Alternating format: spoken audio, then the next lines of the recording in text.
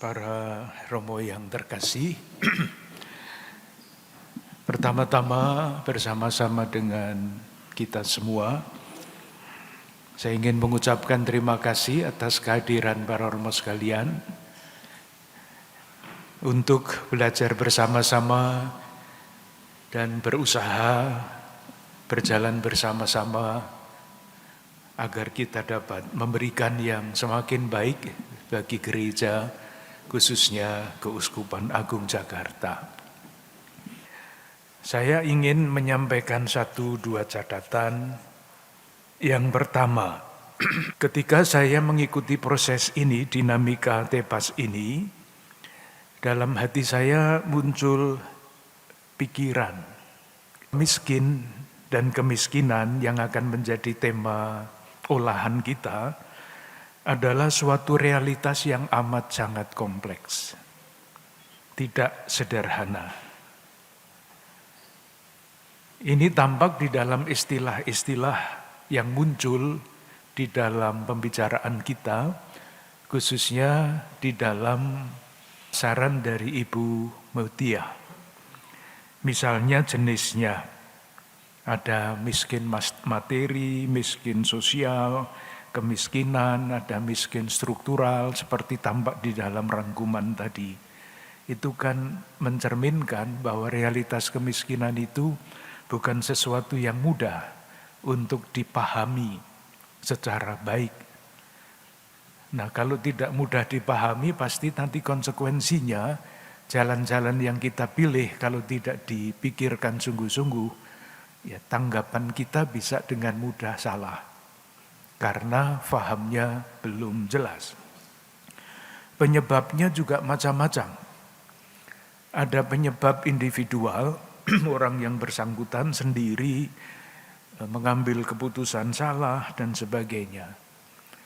Ada yang penyebabnya keluarga. Ada yang penyebabnya orang lain. Dan ada yang penyebabnya adalah struktur, entah itu struktur politik, entah struktur ekonomi. Sehingga miskin itu pun rumusannya kan berbeda-beda. Misalnya ukuran kemiskinan. Kalau menurut BPS, orang yang miskin itu yang setiap hari penghasilannya 17,851. 17.851 rupiah. Ukuran BPS di Indonesia. Sementara kalau di Bank Dunia itu 4 kali lipat, 3,20 dolar Amerika. Nah sekarang kita mau ikut yang mana? Kita juga bisa bertanya mengapa BPS memberikan standar yang begitu rendah untuk kemiskinan itu. Apakah itu untuk menutupi realitas kemiskinan? Nah kalau begitu lalu sebetulnya kita menyembunyikan masalah yang sangat besar. Sehari 17.000 itu bagaimana itu mau dijakan untuk apa 17.000 per hari.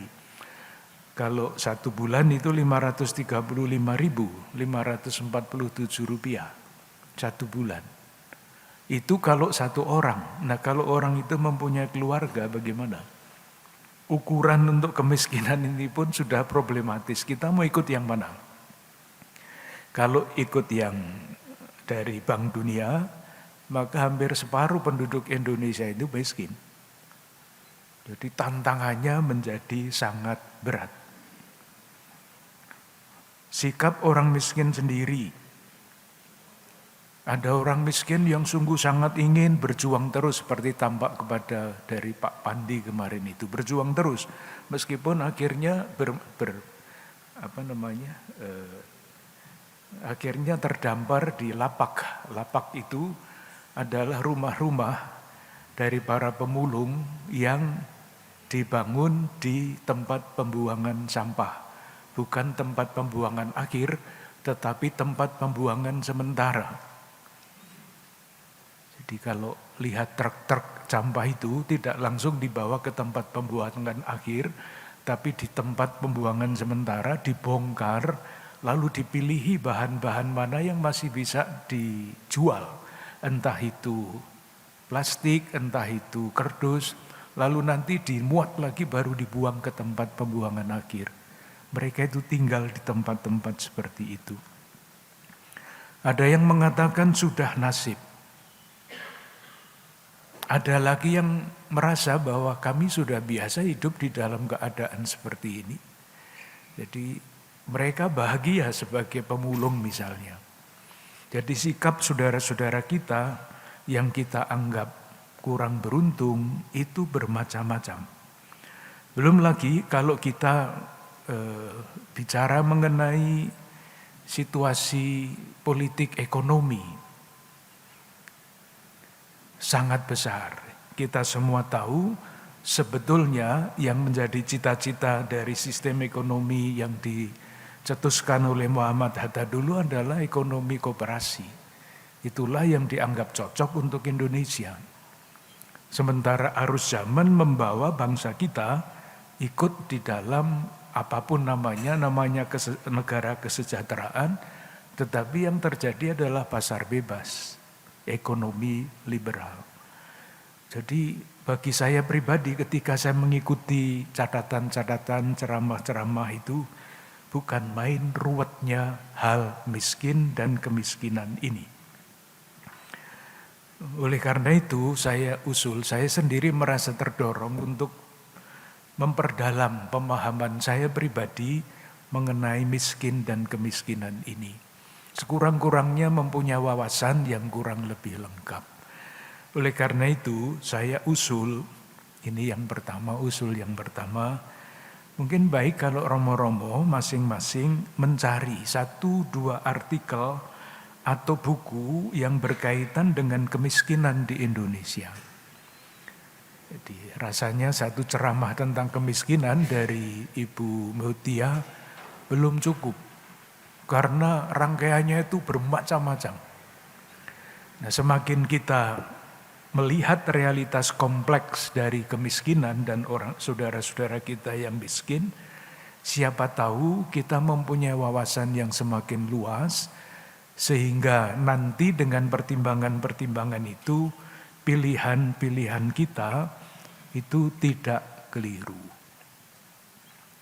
Itu yang pertama.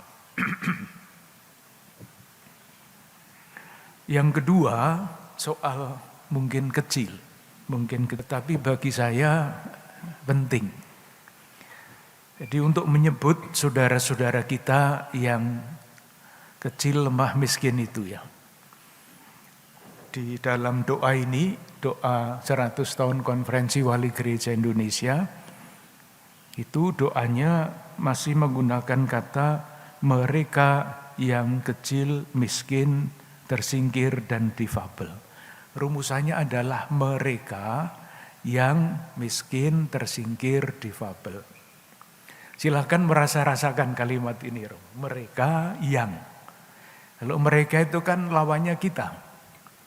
Jadi dengan menggunakan kata itu, sebetulnya kita memposisikan diri kita itu sama sekali tidak berkaitan dengan saudara-saudara kita yang miskin itu. Saya di sini, mereka di sana. Nanti silahkan merasakan. Lalu kita menggunakan kata yang miskin.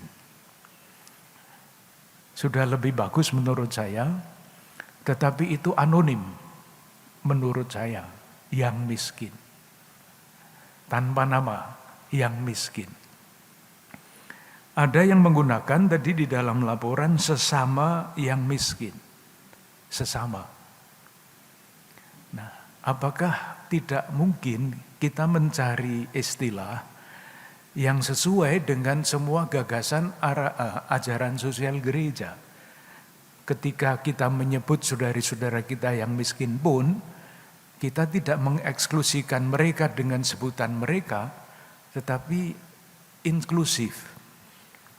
Jadi kemungkinan yang keempat adalah saudari-saudara kita yang miskin kurang beruntung. Jadi pilihannya ada 4 yang saya temukan di dalam 3, saya usul kita pakai yang keempat. Kecil tetapi menurut rasa bahasa saya itu sangat-sangat berbeda.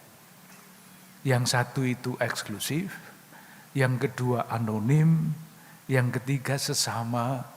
Tetapi kalau kita rasa bahasa saya sekurang-kurangnya, kalau kita menggunakan kata saudari, saudara kita, sangat berbeda rasa bahasanya. Itu berkaitan juga dengan tema-tema arahan sosial gereja yang lain. Yang pertama adalah hormat terhadap martabat manusia. Kalau kita menggunakan kata mereka, sebetulnya kita kurang hormat terhadap saudari-saudara kita itu, menurut saya. Itu yang kedua.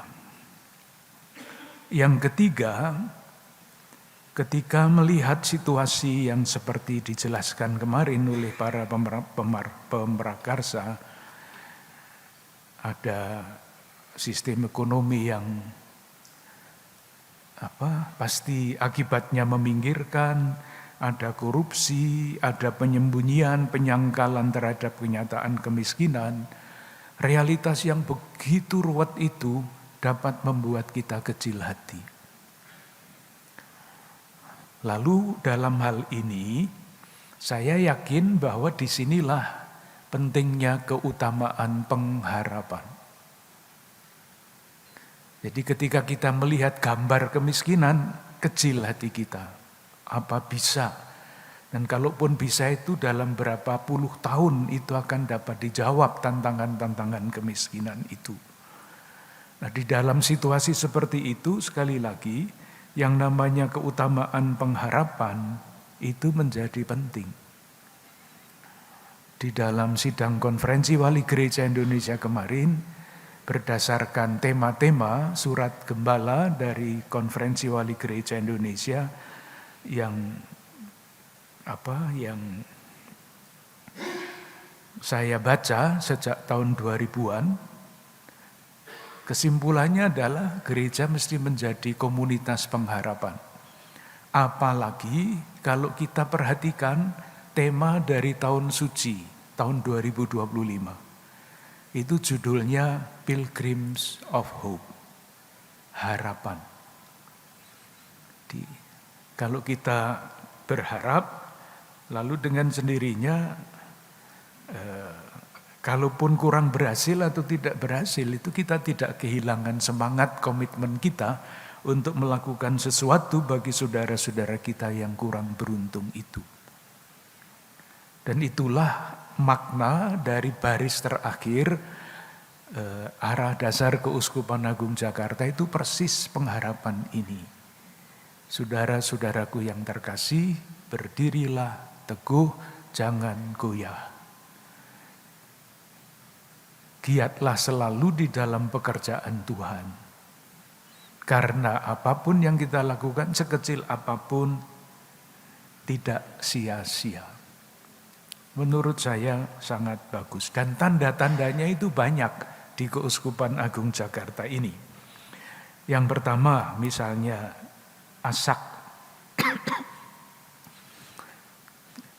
Di Keuskupan Agung Jakarta, Asak itu dianggap sangat menyenangkan, sangat membantu. Tinggal 1-2 paroki yang belum ikut di dalam gerakan Asak itu di Keuskupan Agung Jakarta.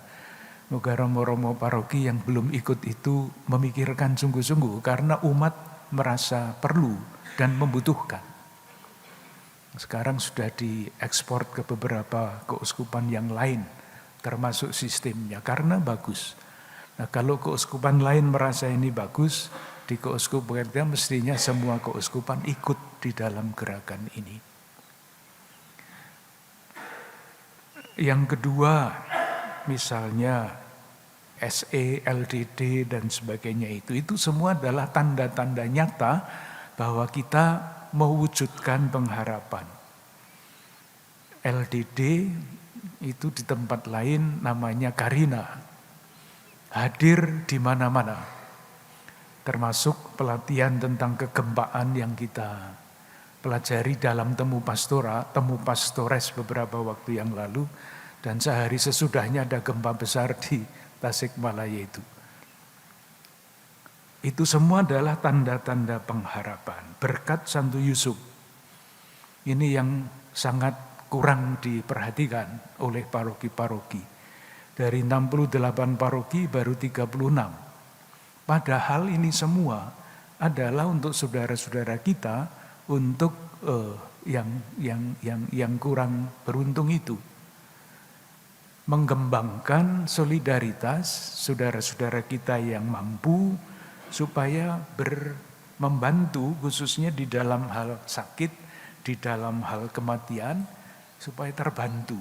Tidak menyelesaikan soal, tetapi sekurang-kurangnya terbantu. CU, ini lahirnya di Keuskupan Agung Jakarta. Maka saya usul, apakah tidak mungkin untuk penanda tahun 2025 gerakan bersama CU. Kemarin Bu Yati dalam posisi seperti itu sebagai ketua RT pun dapat menyelenggarakan CU. Dan membantu sekian banyak orang. Sementara saya tidak tahu prosentasinya, tetapi CU rasa-rasanya belum menjadi gerakan bersama. Kemarin saya ikut pertemuan nasional CU, namanya Federasi Nasional Credit Union Indonesia. Ini company profile mereka. Lalu ada yang mengatakan, nah ini dalam diskusi dengan mereka itu, ada romo-romo yang melarang kami mendirikan CU. Ada romo-romo yang sinis terhadap CU. Lalu jawaban saya, itu perlu didoakan disertai puasa. Semestinya seorang imam tidak boleh melarang atau menghalangi. Karena itu hampir semua nota pastoral KWI itu ada contoh konkret. Ketika ada analisa sosial, ada penjelasan iman, ketika kita menjadi gerakan, CU itu selalu disebut di dalam nota pastoral KWI. Nah kalau ada imam yang tidak setuju dengan CU, nah itu terus bagaimana ya, saya tidak ngerti caranya, yaitu mungkin harus didoakan dengan puasa, dan puasanya keras supaya cepat bertobat. Saya usul supaya ini dipikirkan sungguh-sungguh. Untuk melawan pinjol, untuk melawan bangke. Salah satu yang sharing kepada saya melalui CU itu adalah seorang buruh di Tangerang yang tahun 70-an dibantu oleh Lembaga Daya Dharma, Keuskupan Agung Jakarta. Sebagai buruh orang muda pada waktu itu kalau hari Sabtu Minggu diundang ke LDD. Nah, mereka kalau diundang ke LDD itu senang karena diberi uang transport dan di situ dijamu makan untuk menambah gizi katanya. Itu tahun 70-an. Nah, Bapak ini dengan ikut dalam CU dapat menyekolahkan anak-anaknya, dapat mengkuliahkan anak-anaknya, dapat punya rumah, bahkan sekarang katanya mempunyai mobil karena CU. Dan kita semua tahu kalau membaca ini, CU itu bukan masalah simpan pinjam, tetapi masalah pembinaan sikap hidup. Ada banyak imam yang kemarin ikut di dalam pertemuan ini. Dari ND, dari Papua juga ada, dari Jayapura, dari Merauke, imam-imam, ada suster juga yang menjadi pengurus. Tetapi kalaupun imam, kalau dipilih menjadi pengurus harus ikut kursus. Tidak karena imam lalu bisa menjadi pengurus, enggak. Harus ikut pembinaan sebagai pengurus CU yang sesuai dengan cita-citanya. Jadi romo-romo, mungkin DKP, Romo Vikjen ya, dicobalah bagaimana caranya, tantangannya jelas pinjol, tantangannya jelas bangke, jawabannya juga jelas sudah terbukti dan mulai dari Keuskupan Agung Jakarta, kenapa tidak menjadi gerakan di keuskupan ini? Akan menjadi penanda yang sangat bagus bagi untuk tahun yang akan datang, tahun 2025. Sudah direncanakan nanti temu pastores bulan Agustus akan diundang lagi saudara-saudara kita dari CU supaya bisa memberikan penjelasan. Dan sebetulnya mulai sekarang sudah bisa tanya ke LDD, karena di LDD ada tokoh-tokoh CU itu. Yang berikutnya yang juga disebut-sebut di dalam rangkuman analisa sosial. Kita sudah tahu lama pentingnya analisa sosial. Mungkin baik juga di dalam rangka menandai tahun memberi perhatian lebih kepada saudara-saudara kita yang lemah miskin itu, kita membuat gerakan analisa sosial ini. Tidak lepas dari spiritualitas inkarnasi yang sudah kita dengungkan sekian tahun yang lalu. Karena di dalam langkah-langkah spiritualitas inkarnasi, spiritualitas keterlibatan itu, analisa sosial itu hanya salah satu.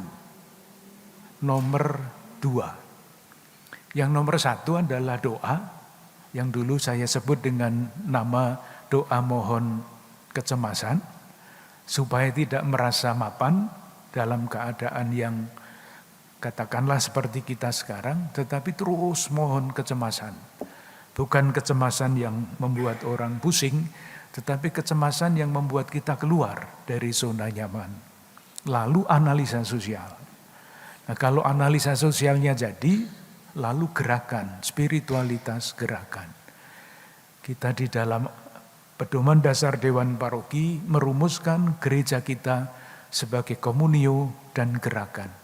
Maka spiritualitas yang cocok untuk itu adalah spiritualitas gerakan, dan analisa sosial menjadi salah satu faktor yang sangat penting. Itu bisa mentransformasi masyarakat.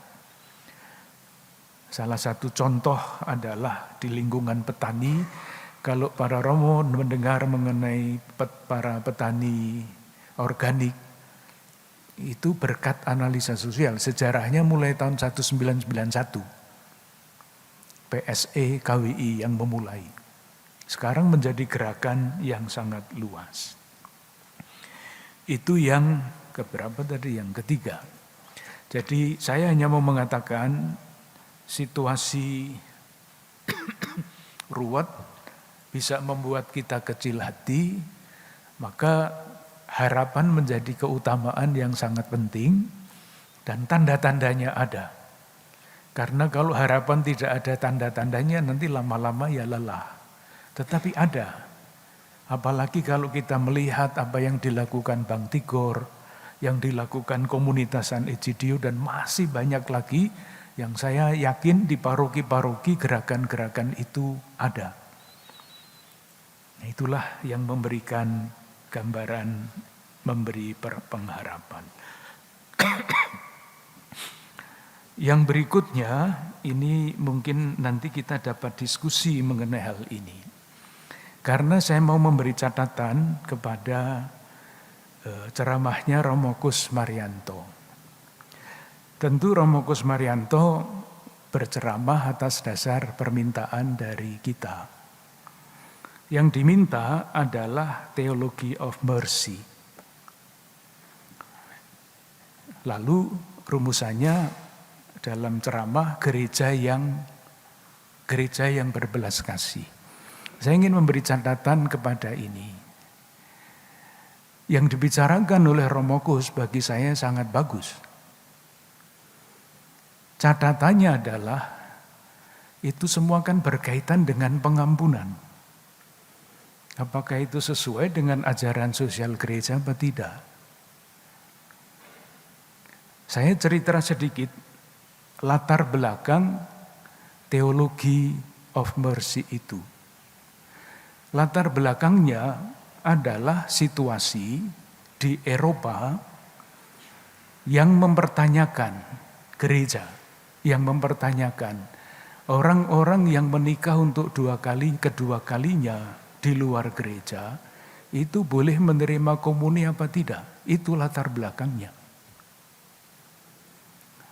Nah, pada waktu konklav pemilihan Paus Fransiskus, seorang teolog Jerman, Walter Kasper namanya, memberikan buku kepada waktu itu Kardinal Jorge Bergoglio.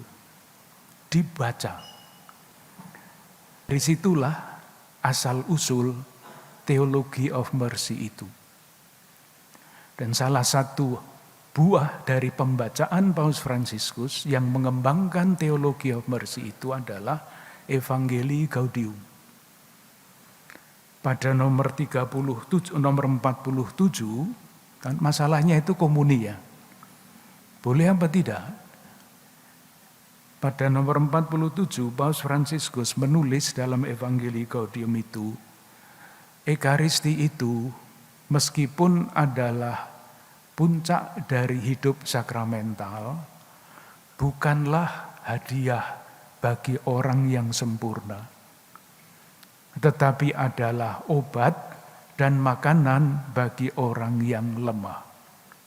Saya ikut di dalam sinode 2 kali, 2013 dan 2015. Yang dibicarakan di dalam sinode 2013 adalah kata-kata Paus Fransiskus ini. Dan itu debat yang bukan main di dalam sinode. Sehingga diulang, ditambah sinodenya seperti yang sekarang ini 2 kali. Berjalan bersama kan nanti dilanjutkan pada tahun 2024. Jadi istilah mercy yang diterjemahkan dengan berbagai macam itu, Theology of Mercy, itu latar belakangnya adalah teologi perkawinan, teologi keluarga. Bukan ajaran sosial gereja. Oleh karena itu, saya mau menawarkan kita kembali ke akar yang sudah kita bentuk sejak tahun 2010. Kita tidak menggunakan Theology of Mercy ini, tetapi Theology of Compassion. Sehingga kata itu sudah sangat dikenal, menjadi ciri dari Keuskupan Agung Jakarta. Jadi salah satu contohnya misalnya adalah ketika ada di dalam rapat konferensi wali gereja Indonesia ada teks, Uskup mengatakan teks ini pasti dari KAJ ini. Saya tanya, kenapa Bapak Uskup? Yaitu ada kata bela rasa. Sudah sampai di situ, oleh karena itu kalau diganti kita kehilangan yang sejarah yang sudah lama itu. Oleh karena itu, saya mengusulkan teologi yang lain, bukan teologi of mercy, karena latar belakang itu tidak cocok untuk pendalaman dan gerakan kita untuk mewujudkan ajaran sosial gereja. Karena ajaran sosial gereja latar belakangnya adalah kemajuan zaman, bukan spesifik keluarga atau perkawinan. Nah, di dalam Sinode 2015 masih dilanjutkan perkara ini, lalu menjadi dokumen sesudah sinode namanya Amoris Laetitia. Itu hubungannya, jadi kalau membaca Amoris Laetitia itu dianjurkan membaca Evangelii Gaudium karena itulah hubungannya. Sementara ketika kita membaca ajaran sosial gereja, yang dianjurkan adalah yang lain. Itulah sebabnya pula dalam rangkaian itu pada tahun 2016, tahun suci luar biasanya kerahiman. Jadi itu urut-urutan 2013, 2015, 2016. Semuanya mengenai pengampunan. Sementara latar belakang kita ketika kita ingin mengembangkan ajaran sosial gereja tadi sudah saya katakan, yaitu God of compassion, Allah yang berbela rasa, dan gereja yang berbela rasa. Yang kita ambil untuk pembelajaran kita bersama-sama, kita ambil yang bahasa Latin saja, tidak usah yang pakai bahasa Yunani atau bahasa yang lain. Misericordia. Misericordia itu terdiri dari dua suku kata yang berbeda. Pertama miser. Miser itu artinya malang. Cordis itu artinya hati. Nah, kalau kita bicara mengenai orang Samaria yang baik hati, dalam bahasa Latin teksnya adalah misericordia motus. Digerakkan, tergeraklah hatinya oleh belas kasihan. Ketika apa? Ketika melihat orang yang menderita. Jadi bukan orang yang bercerai, tetapi orang yang menderita. Miser. Memang di dalam perumpamaan tentang gembala yang anak hilang atau gembala yang murah hati itu akhirnya pengampunan, tetapi juga bisa dibaca dengan cara lain. Itu bukan pengampunan yang paling penting, tetapi yaitu misericordia, karena bapaknya tergerak hatinya oleh belas kasihan. Tidak spesifik mengenai pengampunan, tetapi anak ini anak malang. Makanannya aja makanan babi. Kasihan. Jadi urut-urutannya adalah kalau di dalam Injil Lukas, Bapa yang berbela rasa, Yesus yang selalu tergerak hatinya oleh belas kasihan, dan orang Samaria yang hatinya tergerak oleh belas kasihan. Misericordia motus. Dan ketika kita membaca orang Samaria yang baik hati itu kan, itu perumpamaan itu kan terbuka. Berbeda dengan ketika kita membaca perumpamaan tentang orang kaya, orang muda yang kaya itu. Dikatakan orang itu pergi dengan sedih karena hartanya banyak. Itu kan jelas sekali. Tetapi ketika kita membaca orang Samaria yang baik hati, tidak ada kesimpulan seperti itu, terbuka. Silahkan memutuskan sendiri mau apa, jadi memilih, sengaja dibuka supaya tidak jelas. Pembacanya bisa memilih sendiri. Jadi itulah sebabnya 10 tahun yang lalu kita mempunyai semboyan semakin beriman, semakin bersaudara, semakin berbela rasa. Jadi Lukas bab 6 ayat 36 itu kalau diterjemahkan murah hati memang tidak pas. Tetapi hendaklah kamu berbela rasa seperti Bapamu berbela rasa. Bapa yang tergerak hatinya oleh belas kasihan.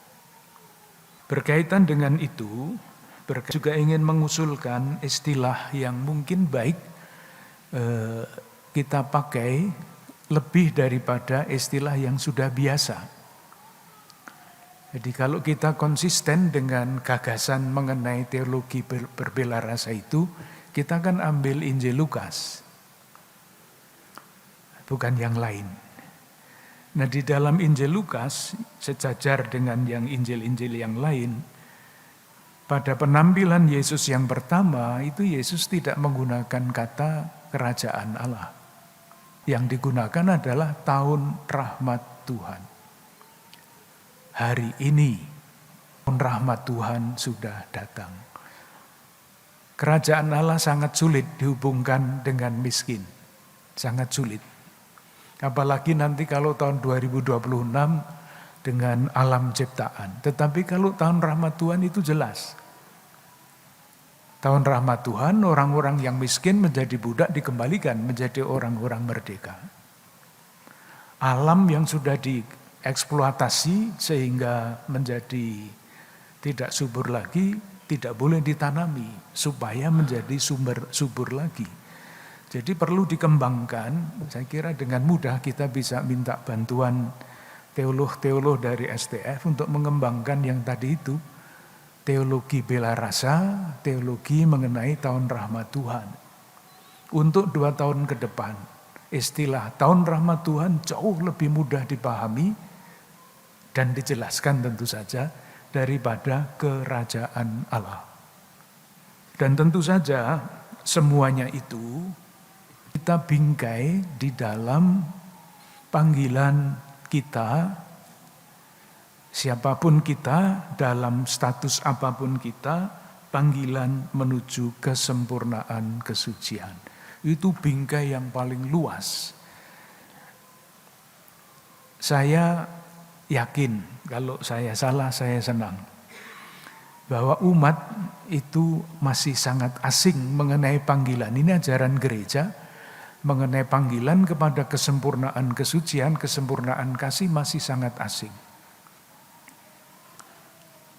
Oleh karena itu, mungkin baik kalau dipertimbangkan belajar bersama juga mengenai anjuran apostolik Gaudete et Exsultate itu. Panggilan menuju kesucian dalam zaman modern. Itu kalau dijelaskan dan bisa masuk ke dalam batin saudara-saudara kita, saya bayangkan dapat menjadi inspirasi yang sangat kuat, menjadi tokoh-tokoh penggerak seperti Bang Tigor kemarin itu. Mungkin perlu dipertimbangkan. Itu beberapa catatan mengenai proses yang kita lakukan di dalam pertemuan ini. Yang terakhir, para romo, ketika kita ingin mendalami ajaran sosial gereja, kita sudah menentukan 5 butir, 5 pokok. Martabat manusia, kebaikan bersama, solidaritas, subsidiaritas, memberi perhatian lebih kepada saudari-saudara kita yang kurang beruntung, dan melestarikan alam ciptaan. Kalau saya tidak salah mendengar, seringkali menggunakan istilah yang sama, solidaritas misalnya, tetapi kalau ditanyakan maksudnya apa itu solidaritas? Lalu jawaban kita lain-lain. Oleh karena itu saya usul supaya ada satu pedoman atau satu rumusan yang kita setujui bersama-sama dan bukan pendapat kita masing-masing. Tetapi itulah ajaran sosial gereja. Rumusannya seperti itu. Sehingga kita tidak kemana-mana. Nanti yang satu omong begini, yang lain bicara itu. Kita kutip saja beberapa nomor dari ajaran sosial gereja. Misalnya apa? Misalnya mengenai solidaritas. Kita bisa mengutip rumusan solidaritas itu dari Solicitudo Rei Socialis, keprihatinan sosial, nomor 38. Misalnya rumusannya begini, solidaritas bukanlah perasaan belas kasihan yang tidak jelas, atau rasa sedih dangkal karena nasib buruk sekian banyak orang yang dekat maupun yang jauh. Sebaliknya, solidaritas adalah ketetapan hati yang mantap dan tekun untuk membaktikan diri kepada kesejahteraan umum. Artinya, kesejahteraan semua orang dan setiap individu. Ini rumusan dari SRS nomor 38. Kita pegang saja itu. Sebab tidak mencari di tempat lain. Kita bisa bertanya kenapa harus ada kata keteguhan hati yang mantap dan tekun. Yaitu karena realitasnya seringkali amat sangat jauh dari solidaritas itu. Musuhnya banyak sekali. Yang namanya solidaritas itu. Pasar bebas itu jelas sekali. Itu lawan yang paling berat dari semangat solidaritas.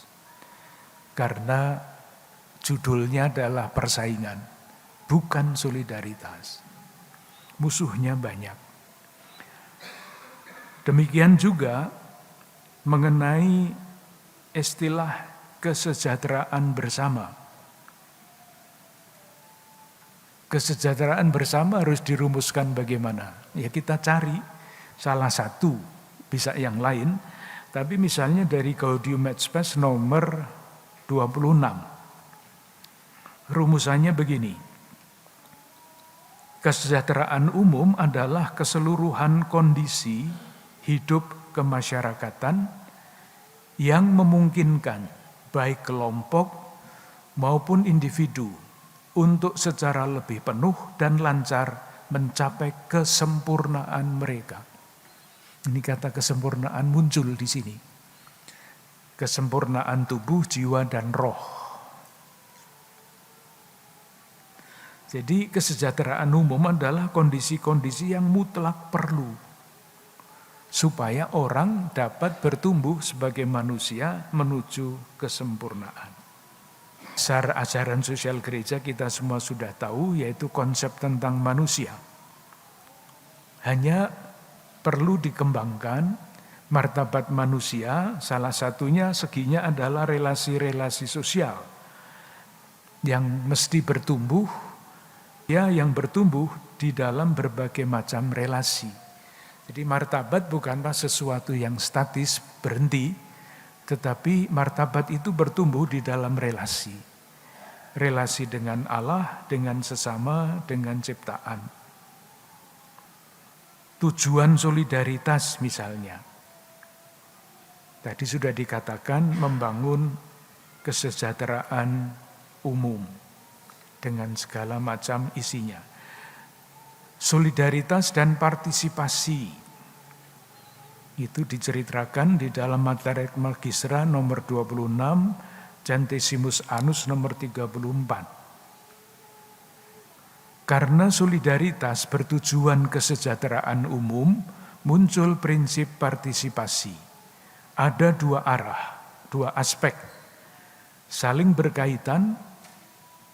Yang pertama adalah partisipasi, berarti ambil bagian dari kesejahteraan umum.